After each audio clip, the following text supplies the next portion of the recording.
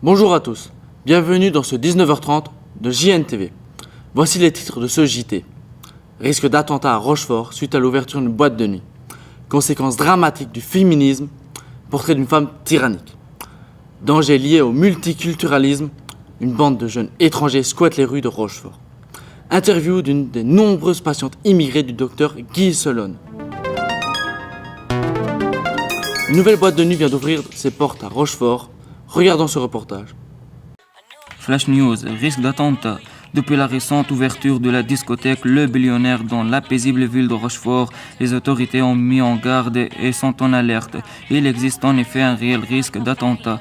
En plus de la nuisance sonore et des bagarres possibles à la sortie des lieux, des rassemblements de ce genre sont des cibles de prédilection pour les terroristes qui peuvent y entrer munis de ceintures explosives ou d'armes dissimulées sur leurs vêtements. Les services de sécurité invitent la population à la prudence et à éviter ces lieux. Maintenant, partons à la rencontre d'une habitante du quartier qui a pour voisine une femme tyrannique. Bonjour Mathieu, je suis en direct avec Mariam qui va nous parler de sa voisine tyrannique.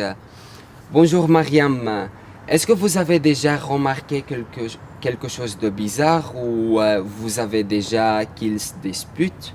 Maintenant, vous le dites. Chaque soir, on entend des cris ou parfois les enfants qui pleurent. Ok.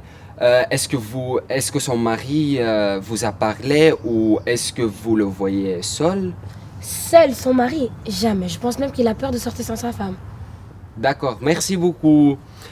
Et voilà, on voit une famille de bizarres et à vous l'antenne Mathieu. Merci. Cet été, un groupe de jeunes étrangers erre dans les rues de Rochefort, notre belle ville. Notre journaliste a tenté de les approcher. Nous avons été filmer une bande de jeunes cet été à Anse-sur-Lesse et partons aujourd'hui à leur rencontre. Nous les avons approchés mais n'avons pas pu les interviewer.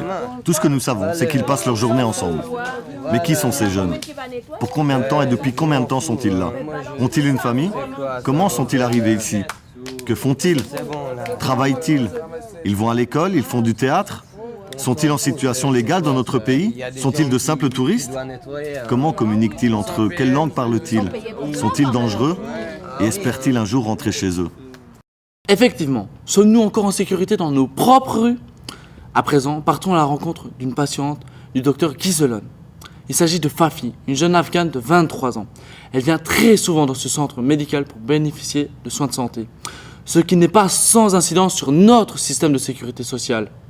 Depuis son arrivée il y a 3 ans sur le sol belge, Fafi a déjà profité à maintes reprises de ses services. Fafi, d'après vous, comment se fait-il de se faire soigner dans notre pays?